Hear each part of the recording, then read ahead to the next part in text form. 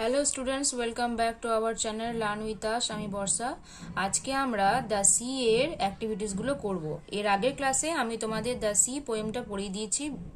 তোমরা যদি না দেখে থাকো তাহলে এই ভিডিওটার নিচে ডেসক্রিপশনে লিঙ্ক দেওয়া থাকবে, তোমরা গিয়ে চেক করে নিও।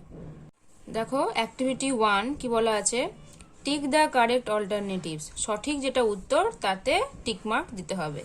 একেরটা দেখো, the sea is compare to A, সমুদ্রের সঙ্গে তুলনা করা হয়েছে কার। অপশনগুলো দেখো, A lazy cat, B active man, C hungry dog. Lazy cat মানে হচ্ছে অলস বেড়াল, বি অ্যাক্টিভ ম্যান, অ্যাক্টিভ ম্যানের সক্রিয় মানুষ, সি হাংরি ডগ ক্ষুধার্ত কুকুর। তাহলে আমরা আগের পোয়েমে পড়েছি যে সিটাকে তুলনা করা হয়েছে সমুদ্রের সঙ্গে, তুলনা করা হয়েছে কার, হাংরি ডগ। দেখো the sea is a hungry dog, তাহলে অ্যান্সারটা কি হবে, হাংরি ডগ।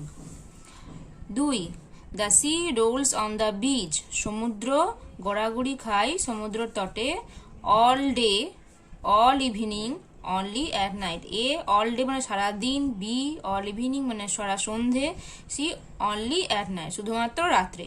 তাহলে আমরা এখানে দেখেছি যে এখানে হি মানে সমুদ্র, rolls on the beach all day, তাহলে অ্যান্সারটা কি হবে এখানে, all day.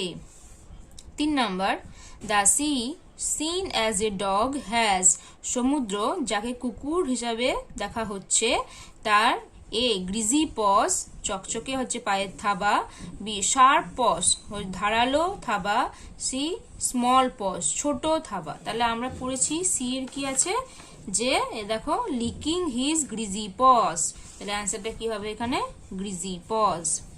4 number, the sea remains quiet in the, সমুদ্র কি থাকে, শান্ত থাকে কখন, A beginning of the year, B middle of the year, C end of the year. A beginning of the year বছরের প্রথম দিকে, মিডল অফ দ্য ইয়ার মানে বছরের মাঝখানে, C end of the year বছরের শেষে। তাহলে এখানে দেখো কি বলা আছে, but on quiet days in May or June. May or June, তাহলে মে অর জুন কখন আসে, বছরের মিডলে আসে।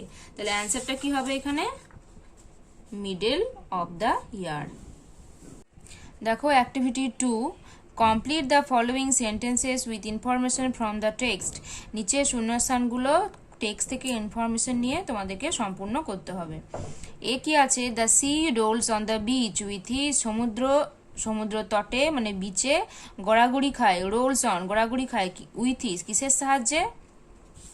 দেখো এখানে বলা আছে he rolls on the beach all day with his clashing teeth and saggy jaws. তাহলে হি মানে হচ্ছে সমুদ্র, সে বিচে গড়াগড়ি খায় কিসের সাহায্যে, ক্ল্যাশিং টিথ অ্যান্ড স্যাগি জস, তার ঝনঝনে দাঁত এবং খসখসে চোয়াল নিয়ে। ঠিক আছে, তাহলে অ্যান্সারটা কি হবে দেখো, এ ক্ল্যাশিং টিথ অ্যান্ড স্যাগি জস, বাস এইটুকু লিখে দিলেই হয়ে যাবে।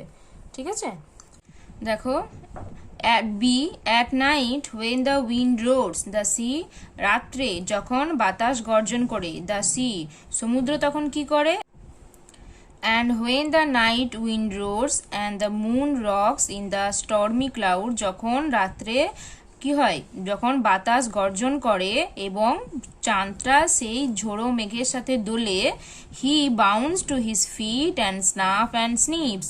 হি হচ্ছে সমুদ্র, সে কি করে, লাফায়, তার পায়ের ওপর লাফায় এবং গন্ধ সঙ্গে আর নাক সিটকই। এখানে হচ্ছে সমুদ্র যখন ঝড় ওঠে, ঝোড়ো মেঘে, তখন সমুদ্র খুব উত্তাল হয়ে ওঠে। ঠিক আছে, তাহলে অ্যান্সারটা কি হবে, B bounce to his feet and snuff and snips.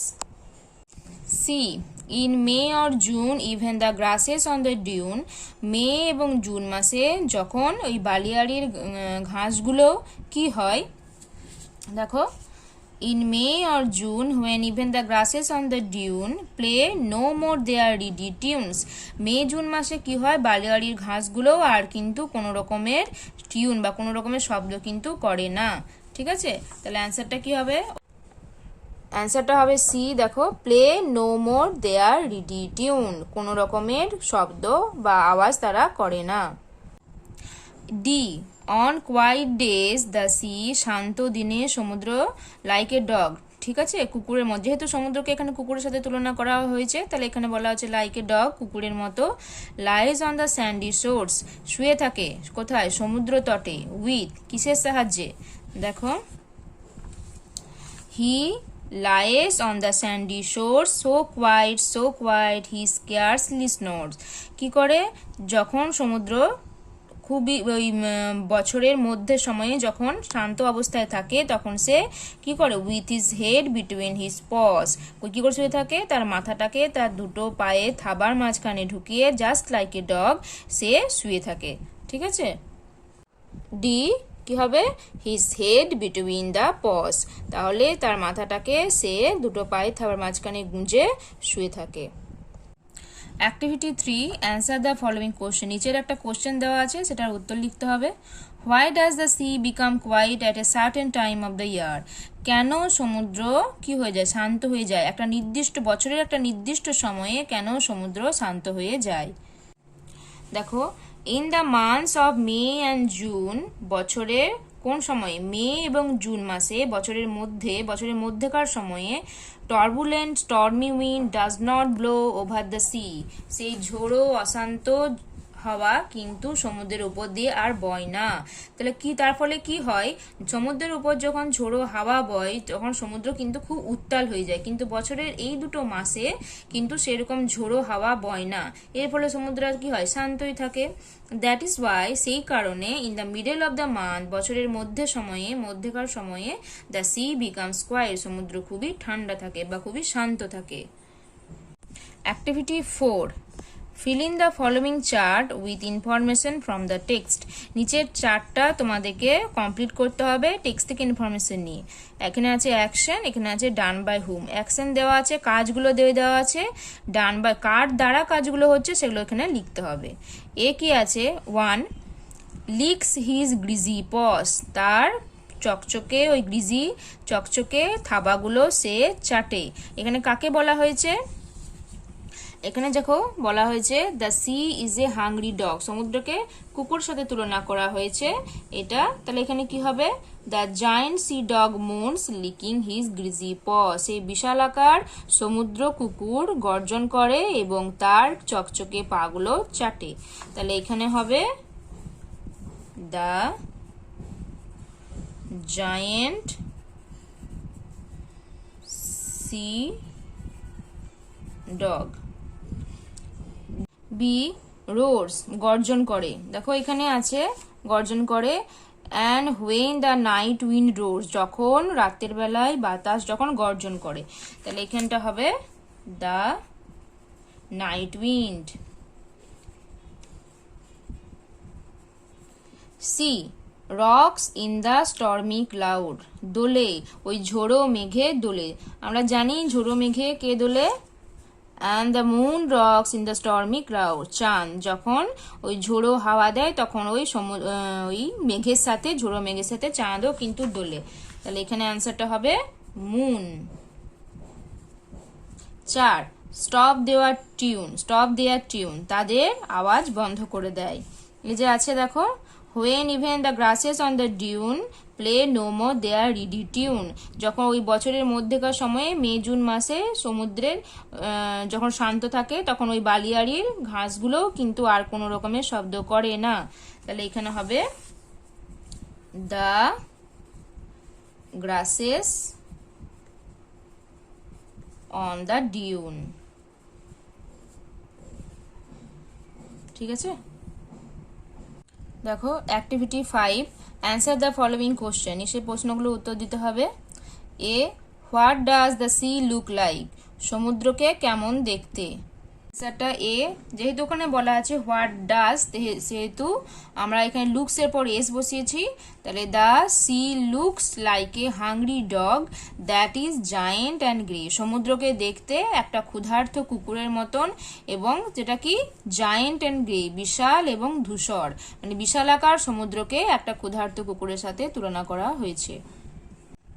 B who rocks in the stormy cloud, এখানে কে দোলে ওই ঝোড়ো মেঘের সাথে, কে দোলে, হু, এখানে কে বসবে, অ্যান্সারটা দেখিনি।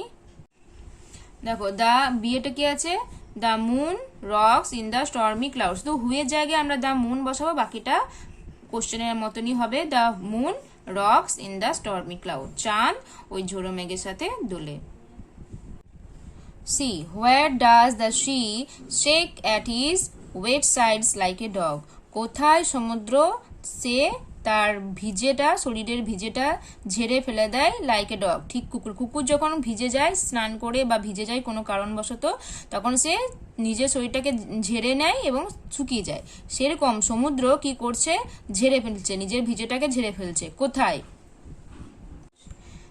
দেখো the sea shakes at his wet sides like a dog over the cliffs. সমুদ্র তার ভিজেটাকে ঝেড়ে ফেলে কোথায়? কুকুরের মতো ওভার দ্য ক্লিফ, সে খাড়া পাহাড়ের ওপরে তার ভিজেটাকে ঝেড়ে ফেলে, অর্থাৎ তার ঢেউগুলো সে পাহাড়ের ওপরে আছড়ে পড়ে। D, how do the grasses on the Dune behave in May or June. কিভাবে সেই বালিয়াড়ির ঘাসগুলো বিহেভ করে, কিভাবে বালিয়াড়ির ঘাসগুলো ব্যবহার করে ইন মে ও জুন, মে ও জুন মাসে বালিয়াড়ির ঘাসগুলো কিভাবে বিহেভ করে। দেখো, in the months of May and June, May এবং জুন মাসে the grasses on the dune, সেই বালিয়াড়ির ঘাসগুলো, মরুভূমির ঘাসগুলো do not play their reedy tunes, তারা তাদের সে চেনা শব্দ আর বাজায় না, তারা শান্ত হয়ে থাকে। ভিডিওটি যদি তোমাদের ভালো লেগে থাকে তাহলে ভিডিওটিতে একটা লাইক করে দিও এবং বন্ধুদের সাথে শেয়ার করে দিও। আর চ্যানেলটি যদি প্রথমবার এসে থাকো তাহলে চ্যানেলটিকে সাবস্ক্রাইব করে দিও আর পাশে থাকা বেল আইকনটি প্রেস করে দিও। Thank you.